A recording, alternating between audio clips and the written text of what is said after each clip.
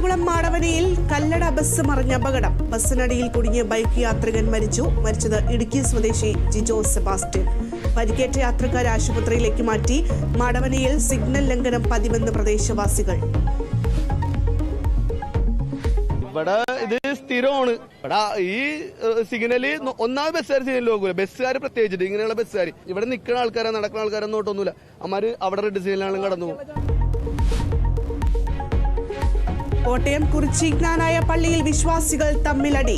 ഒരാൾക്ക് പരിക്ക്. സംഘർഷം മാർ സെവേറിയസ് അനുകൂലികളും എതിർവിഭാഗവും തമ്മിൽ.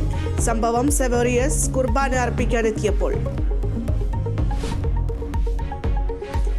വയനാട്ടിലെ കാർഷിക പ്രശ്നങ്ങൾ പരിഹരിക്കുമെന്ന നിയുക്ത മന്ത്രി OR കേളു.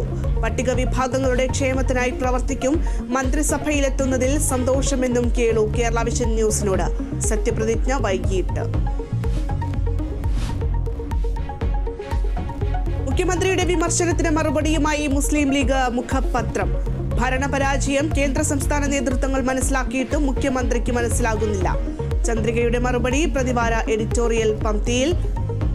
മുഖ്യമന്ത്രി വിമർശനങ്ങൾ തുടരുന്നത് UDF-ന് ഗുണം ചെയ്യുന്നുവെന്ന് KM ഷാജി. സർക്കാരിനെതിരെ സമരത്തിനൊരുങ്ങി ഇടത് വിദ്യാർത്ഥി സംഘടനയും. മലബാറിലെ +1 സീറ്റ് പ്രതിസന്ധിയിൽ SFIയും പ്രതിഷേധത്തിന്. നാളെ മലപ്പുറം കളക്ടറേറ്റിലേക്ക് പ്രതിഷേധ മാർച്ച്. സംസ്ഥാനത്ത് അതിതീവ്ര മഴയ്ക്ക് സാധ്യത. കോഴിക്കോട്, വയനാട്, കണ്ണൂർ ജില്ലകളിൽ റെഡ് അലേർട്ട്. വടക്കൻ ജില്ലകളിൽ മഴ കനക്കുമെന്ന് മുന്നറിയിപ്പ്. കാസർഗോഡ് കാലവർഷക്കെടുതിയിൽ വീട് തകർന്നു. 2020 ലോകകപ്പിൽ ഓസ്ട്രേലിയയ്ക്കെതിരെ അഫ്ഗാന് അട്ടിമറി ജയം. ഓസീസിനെ മുട്ടുകുത്തിച്ചത് 21 റൺസിന്.